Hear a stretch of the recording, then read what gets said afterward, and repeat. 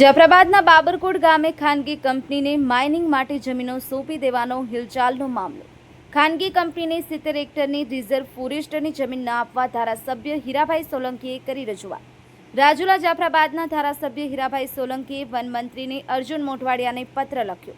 ખાનગી કંપનીને માઇનિંગ માટે રિઝર્વ ફોરેસ્ટની જમીનો ન આપવા ધારાસભ્ય હીરાભાઈ સોલંકીએ કરી માંગ. સિંહોના સંવર્ધન માટે સરકાર કરોડો રૂપિયા ફાળવે છે. હીરા સોલંકી માઇનિંગ માટે મંજૂરી આપવાથી સિંહોનું અસ્તિત્વ જોખમાશે અને ગ્રામજનો સાથે સિંહો ઘર્ષણ વધશે. હીરા સોલંકી વન વિભાગના ઉચ્ચ અધિકારીઓના ભેદી મૌનથી અનેક સવાલો ઉઠ્યા. ધારાસભ્ય હીરાભાઈ સોલંકીએ વનમંત્રીને પત્ર લખતા માહોલ ગરમાયો. Bureau report, Lokpaksh news. Ramesh સત્યની સાથે.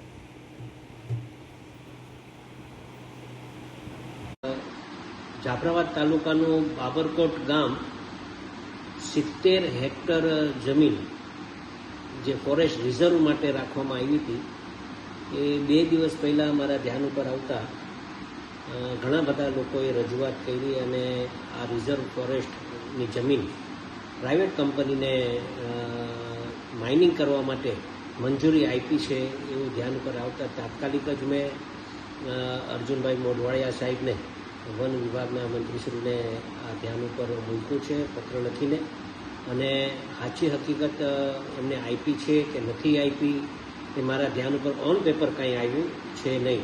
છતાં પણ જ્યારે આવું વાત આવી છે ત્યારે આ વિસ્તારમાં ઘણા બધા વન વિભાગના જેમ કે હાવજ, સિંહ અને અન્ય પ્રાણીઓ જે આ વિસ્તારમાં વસાવટ કરતા હોય, તો મારું પણ એવું માનવું છે કે તાત્કાલિક જ જો કદાચ આવું થયું હોય તો આવું ન થાય એના માટે પણ મેં સરકારશ્રીને એક પત્ર લખીને ધ્યાન ઉપર મૂક્યું છે.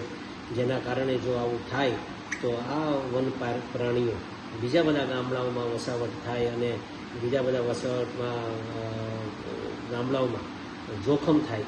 એના કારણે આ વિસ્તારમાં ઘણા બધા સિંહ અને વન પ્રાણીઓ રહી છે, તો આ લીઝ ન આપે એવી મારી પણ માંગણી છે. અને આ પ્રાઇવેટ કંપનીને આપી છે કે કેમ એ મારા ધ્યાન ઉપર વાસ્તવિકતા નથી આવી, છતાં પણ મેં પત્ર લખી કાઢ્યો છે અને નહીં આપવા માટેની મેં રજૂઆત કરી દીધી છે. Thank you.